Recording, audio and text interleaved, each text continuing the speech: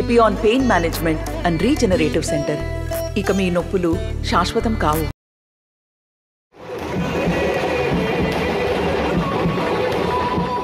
చేనేతపురిలో fan గాలికి speed పెరిగింది. Cycle ఢీలా పడుతోంది.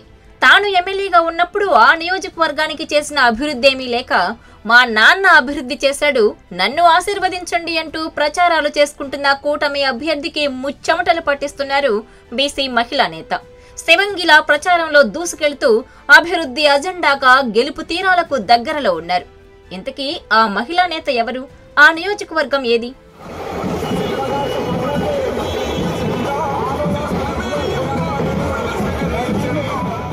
ఇక్కడ మీరు చూస్తున్న నియోజకవర్గమే ఎమ్మిగనూరు, చేనేతలకు పుట్టిల్లు. ఈ నియోజకవర్గంలో చేనేతలు ఏ పార్టీ వైపు మొగ్గు చూపితే ఆ పార్టీదే విజయం. 2 ముఖ్యమంత్రులను అందించిన చరిత్ర ఈ చేనేతపురిది. 4 దశాబ్దాలుగా రెడ్లకు పట్టం కట్టిన చేనేతపురిలో ఇప్పుడు బీసీ నినాదం ఊపందుకుంది.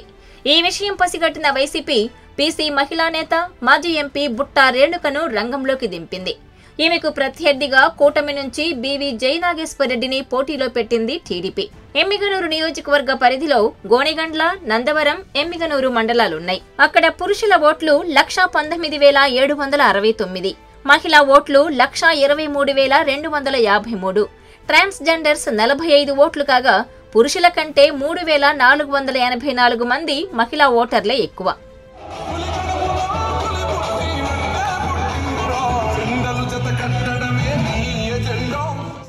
ఇక బుట్టా రేణుకను అభ్యర్థిగా ప్రకటించిన రోజు నుంచి ఆమె ప్రజల్లోనే ఉంటున్నారు. 2014 ఎన్నికల్లో ఎంపీగా గెలిచి కర్నూలు ప్రజలకు చేరువయ్యారామె.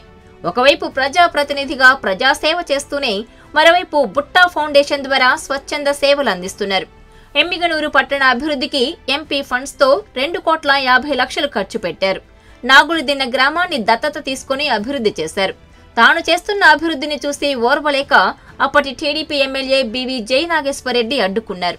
6 కోట్ల ఎంపీ నిధులు ల్యాప్స్ అయ్యేలా చేశారని బుట్ట ఆగ్రహం వ్యక్తం చేస్తున్నారు. అసలు ఎమ్మిగనూరుకి నేను 2.5 కోట్లతోటి నా ఎంపీ ఫండ్స్ తోటి నేను చేశాను.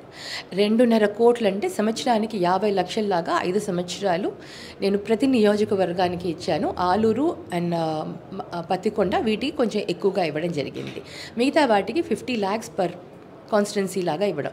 అలా 2.5 crores నేను 5 yearsలో ఇవ్వడం కాకుండా స్వచ్ఛందంగా పబ్లిక్ నాకు ఊర్ల నుంచి డైరెక్ట్గా నా దగ్గరికి వచ్చి మా ఊర్లో నీళ్లు లేవు, వాటర్ ట్యాంక్స్ లేవు అవి అని చెప్తే వాళ్ళందరికీ కూడా నేను సర్వీస్ చేయడం జరిగింది. So I did work. ఇది దాచడానికి ఏం లేదు. వాళ్ళు చెప్పినంత మాత్రాన నేను పని చేయలేదు అని వాళ్ళు అన్నంత మాత్రాన ఇక్కడేం లేదు. నాగలదిన్నని దత్తత తీసుకున్నాను. నాగలదిన్న దత్తత తీసుకున్న తర్వాత అక్కడ నేను ఓవర్ హెడ్ ట్యాంక్స్ కట్టించాను. సెంట్రల్ గవర్నమెంట్ నుంచి ఆల్మోస్ట్ క్లోజ్ టు 1 crore అంటే 90 some change lakhs తోటి వాటర్ ఇంటింటికి నీటి ట్యాప్స్ కోసము అవి తెప్పించడం జరిగింది. అక్కడ పని కూడా స్టార్ట్ అయింది, అది కూడా అయ్యింది.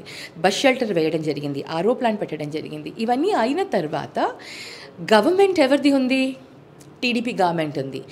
ప్రతి దాంట్లోనూ అడ్డం, ప్రతి పనిలోనూ మమ్మల్ని అడ్డం వేయడము, ప్రతి దానికి మాకు పనులు కాకుండా అఫీషియల్స్ తోటి మా పనులు కాకుండా ఆపించడం, ఇలా మమ్మల్ని ఎంత ఇబ్బంది పెట్టారంటే టీడీపీ గవర్నమెంట్లో మమ్మల్ని ఏ పని కానివ్వకుండా. వైసీపీ అభ్యర్థి బుట్టా రేణుక తనదైన శైలిలో ప్రచారం నిర్వహిస్తున్నారు. స్థానిక sitting MLA Chennakesava Reddy, Lingayat corporation రాష్ట్ర చైర్మన్ వీరభద్రగౌడ్తో పాటు ముఖ్య నాయకులను కలుపుకొని ప్రచారంలో బుట్టా మార్కు చూపిస్తున్నారు. తన దృష్టికొచ్చిన సమస్యలకు పరిష్కారం ఎలా చేస్తానన్నది స్పష్టంగా ప్రజలకు వివరిస్తున్నారు. నియోజకవర్గంలో తాగునీటి సమస్య లేకుండా చేస్తానని హామీ ఇస్తున్నారు. ప్రధానంగా గాజులదిన్న ప్రాజెక్టు ద్వారా ప్రతి గ్రామానికి తాగునీరు అందిస్తానని స్పష్టమైన హామీ ఇస్తున్నారు. గోనిగండ్ల ఎమ్మెల్యే చెన్నకేశవరెడ్డికి సొంత మండలం కావడం ఆమెకు ప్లస్.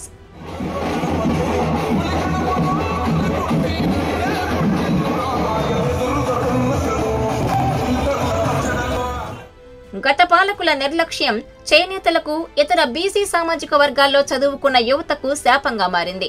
మాజీ ఎమ్మెల్యే బీవీ జయనాగేశ్వరరెడ్డి గారడి మాటలు శిలాఫలకాలకే పరిమితమయ్యాయి.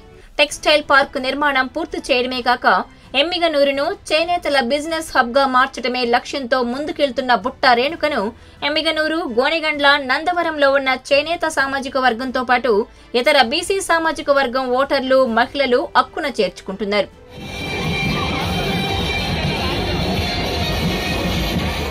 నమస్తే అండి.